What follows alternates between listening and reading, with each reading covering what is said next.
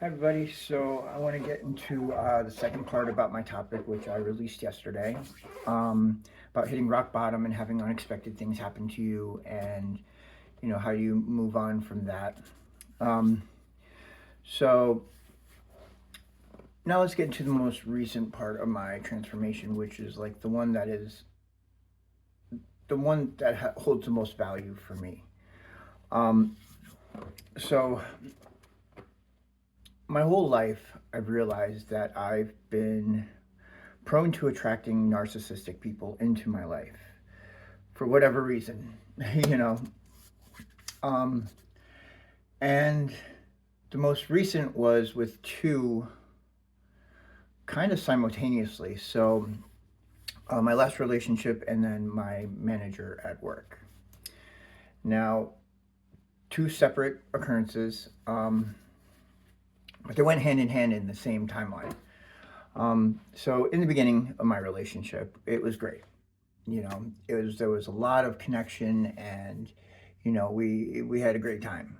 Um, and then there was a shift, and slowly but surely, I was starting to realize that things were going a little bit south. My finances started slowly dissipating.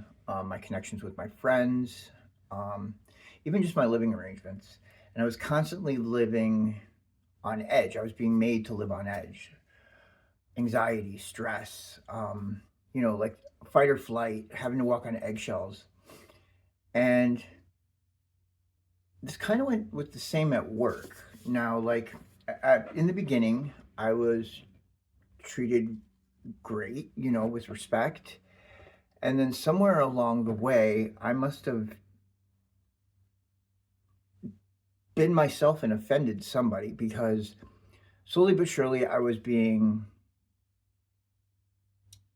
tested or picked on, and it almost felt like high school. It was like being bullied almost. It was kind of ridiculous. Um, and let me stick with the work thing first because that's the most relevant. And so I had a somebody at work promote me, which was great because I got to the point where I was like, I felt like I was either gonna leave or I needed to have a change in my career. So I, was gonna plan on move and gave the respectful way of saying, hey, like, listen, my lease is coming up. I'm either gonna move unless I can get something because I was at work at that point for 2 years, I think. And I was like, I wanted to do better. I wanted more responsibility. And I got it. And there was a condition, which is understandable. Um, so I accepted the promotion, stayed. Then that manager ended up leaving. And my manager that I directly report to, who I was under, you know, that's when the shift happened, I think. Um, but I did not let that affect me. That's the hierarchy of any work placement. That has nothing to do with me. I went to work every day, did what I was supposed to do, and sometimes even more than I was supposed to do, without even asking or being told to.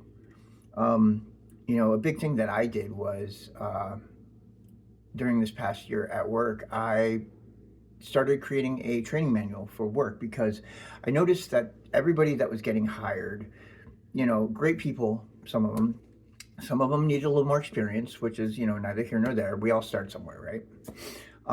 But I took it upon myself to start creating a training manual at work. And every year at my job, we hand in self reviews where we do a self evaluation and we hand it in and we're supposed to get interviewed.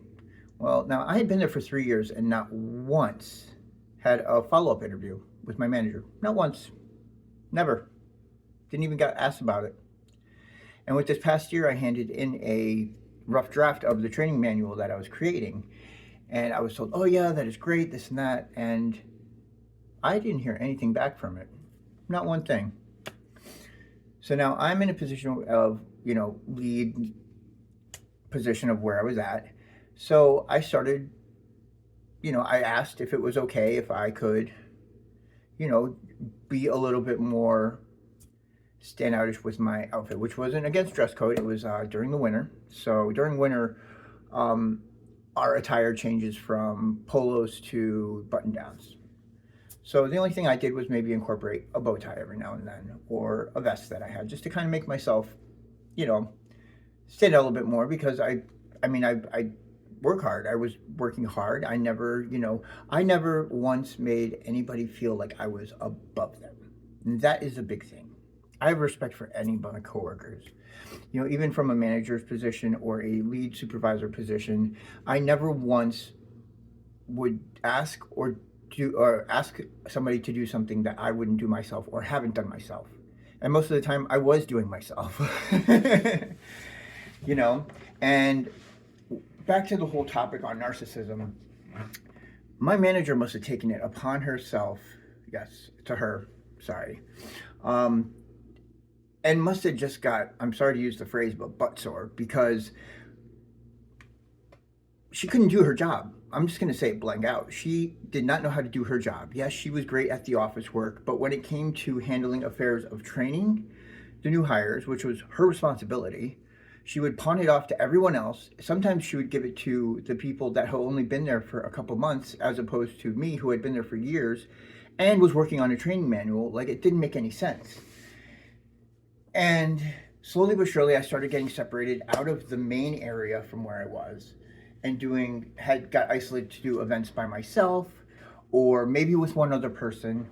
And I would always have to be there early to do all the hard setup. They got to show up right when the event got to start. I always had to stay till the end when they got to go home early. And she would always disappear out the door as soon as I got there. Sometimes she wouldn't even be there when I got there. So, like, that says a lot about a manager. She never once would do anything that would,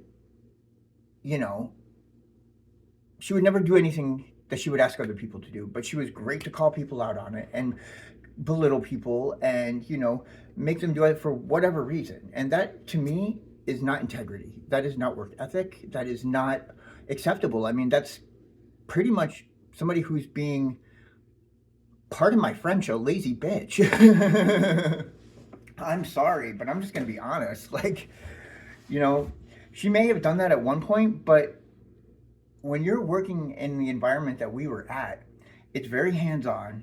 It's very, you have to be polite to your employees, your coworkers, and especially the customers, and you can't have resting bitch face all day. It just doesn't work. Like, and you can't demand respect. You earn respect. That is what I believe in. That's what I was taught, and for whatever reason, I must have felt threatening to her or something, because she took it upon herself to rub it in my face, pretty much. Would make me work and then would have, make me feel smaller than what I was. And I let it get to me because of what was going on with me and my relationship at that time. I was going through a breakup with my boyfriend, and who was very, very abusive, mentally abusive, and like, it really messed with my head.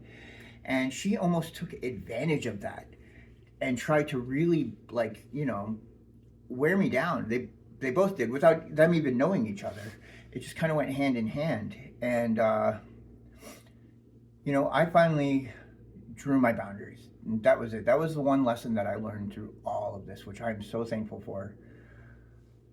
I realized that I was either going to lose my mind, lose everything I had, or I needed to step up and realize what I needed to do.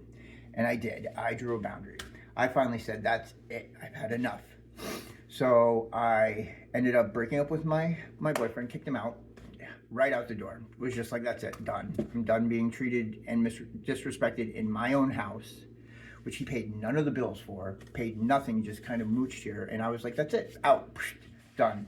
And it hurt. It took a lot for me to do that, because I've never been like that in my life. I've always been about helping people and being there for everybody and giving everybody the benefit of the doubt and not using my voice. And this time was different. And it kind of shook me at first because I was not used to it.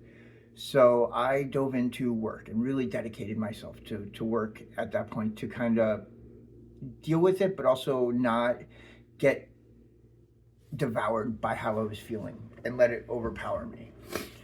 And then with all the stress that was going on at work at that point, I couldn't take it. I was at my wit's end, and I left.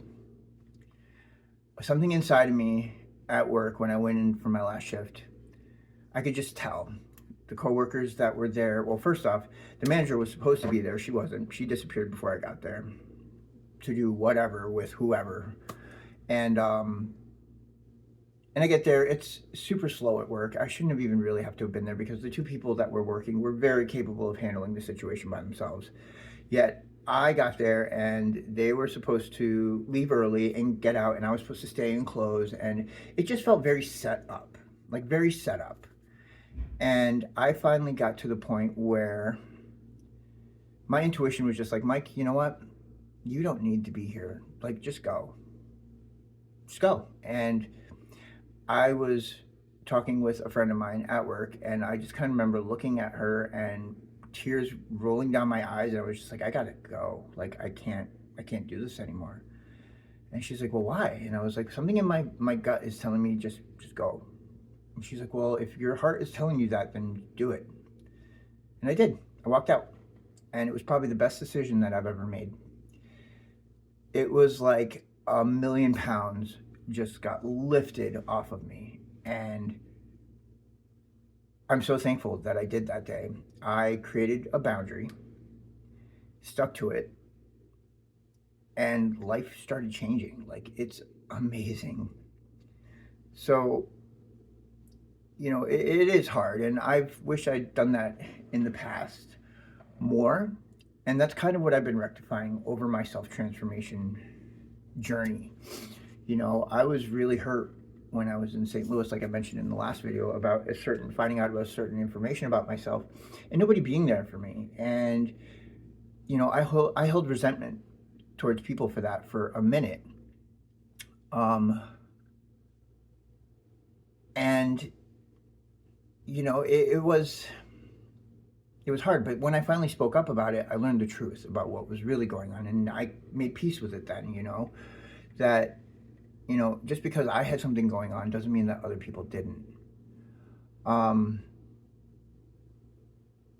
then there's the whole thing about betrayal that I've been learning about. So I'm probably going to talk about that in the next video. So this is probably going to be a 3-part series instead of a 2, but I'm going to end it with this. Just know that, like, boundaries are important. They're really important, and it's important to speak up and defend yourself when you have to. Don't let other people decide your future, I guess, or decide your fate, or what you're thinking. If you're in a family situation and you don't feel like your feelings are expressed, or you're confused about something because you assume, because you've had this whole narrative in your head, speak up about it. Communication is key. It's so important. Because once you actually know the facts, or you get the other side of the story, then you can base your decision on, or base your feelings on a decision then. Like, and that's very important, because then you can get peace instead of having just this one-sided narrative about what's going on. When it comes to work or relationships, boundaries are huge. They're so important, because if you can't respect boundaries, your own boundaries, how is anybody else going to respect you, right? I mean, that was a lesson that I had to learn. That was really, really hard. And, you know, I had to walk away from my entire financial stability because of it, because my mental health was more important to me than making some ungrateful person happy so that she could bully me at work, you know? And, you know, even when I spoke up about that to the higher up, and they weren't respectful, and they didn't really care, and they told me it was my problem. Okay, well, that's not my problem. I don't need you guys. You guys need me. So I'm out. That's pretty much what it came down to. And like I said, I'm so glad that I did, because my mental health has improved so much because of it. And I've never been happier. I mean, yeah, it's been a little bit of a struggle, but I'm surviving. I have what I need, and I put my faith in God and my change and my transformation, and I'm happy. I'm totally happy. You know, could I be doing better? Yes. But I'm working on that too, you know, and that's the next part of my transformation, is figuring out my next step to success, and I'm gonna have it, because I know I'm blessed and I'm so lucky. And it's because I put in the time for myself. I put my faith in the higher power, and it's one foot in front of the other. You know, I don't look back anymore. There's no point. I'm not going that way. I'm going this way. So, all right. Well, thank you guys. I'm going to cut it off here because it's getting a little long. In the next video, I do want to talk about betrayal, though, because that is the next big thing that was part of my transformation, and it came in different points of my life as well. All right. Have a great afternoon, guys, and I'll talk to you later.